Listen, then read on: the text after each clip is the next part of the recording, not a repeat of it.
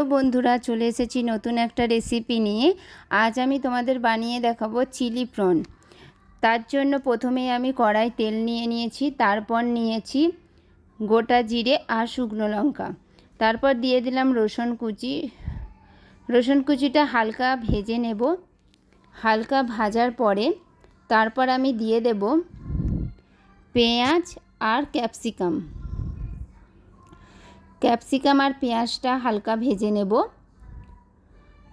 হালকা ভাজার পরে তারপর আমি দিয়ে দেব হলুদ গুঁড়ো আর কাশ্মীরি লঙ্কার গুঁড়ো।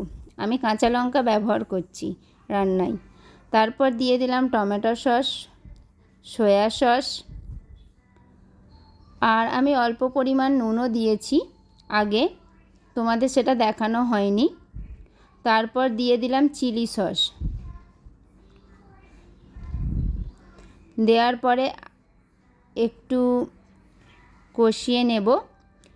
কষানোর পরে হালকা কালার চেঞ্জ হলে আমি চিংড়ি মাছগুলো দিয়ে দিলাম।